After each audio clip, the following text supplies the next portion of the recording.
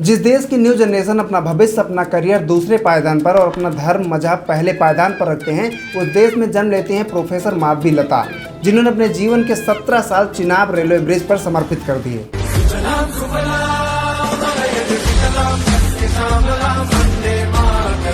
हर चीज में foreign countries की तारीफ करने वाले उन युवा साथियों को मैं बता दूं कि चिनाब रेलवे ब्रिज विश्व का सबसे ऊंचा रेलवे ब्रिज है, जिसकी ऊंचाई आईफिल टावर से भी ज्यादा ऊंची है। उधमपुर को बारामूला से कनेक्ट करने वाला ये रेलवे ट्रैक किसी अजूबे से कम नहीं है। आंध्र प्रदेश के एक छोटे से गांव से आने वाली प्रोफेसर माधवी लता ने इस प्रोजेक्ट पर design as you go approach को फॉलो किया, क्योंकि जो कंडीशन, सिचुएशन और लोकेशन थी वो आपको अलाउ ही नहीं कर रही थी कि आप कुछ प्लान करके चीजों को एग्जीक्यूट करो। कितनी बार तो ऐसा होता था कि माउंटेन्स होती वो दिखने में तो बहुत मजबूत लगती थी, लेकिन वो अंदर से खोखली निकलती थी, और कई बार माउंटेन्स में तो दरारें आमने सामने दिख रही होती थी, और उस जगह पर तो कोई व्हीकल भी नहीं था, रास्ते भी नहीं थे। इनिशियल टाइम पे वहाँ पे खच्चर और घोड़ों का इस्तेमाल किया जाता था। इधर से उधर मूव करने के लिए ऐसी परिस्थिति में रहकर इस प्रोजेक्ट को एग्जीक्यूट करना सच में बहुत बड़ी बात है। प्रोफेसर माधवी लता को अपने इस करियर के दौरान बहुत से अवार्ड्स मिले, जिनमें शामिल है बेस्ट वुमेन जियो टेक्निकल रिसर्चर्स का अवार्ड, और साथ ही साथ top 75 women team of India की लिस्ट में भी वो आती है। शायद इसीलिए इस प्रोजेक्ट को biggest civil engineering challenge faced by any railway project in India के रूप में डिस्क्राइब किया जाता है। हमारे देश में वैसे अजूबों की तो कोई कमी नहीं है, पर जब इस तरह से कोई अजूबा बनता है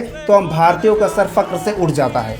क्यों? क्योंकि हमारे देश में ऐसे स्ट्रक्चर को बिल्ड किया गया है जो किसी और देश में नहीं है। लेकिन हमें ये नहीं भूलना चाहिए कि इसके पीछे कौन लोग थे, कौन थी महिला जिसने इसको शेप दिया, इसको डिजाइन किया। क्योंकि समय के साथ हम चीजों को भूल जाते हैं, पर हमें इस बार याद रखना है प्रोफेसर माधवी लता को।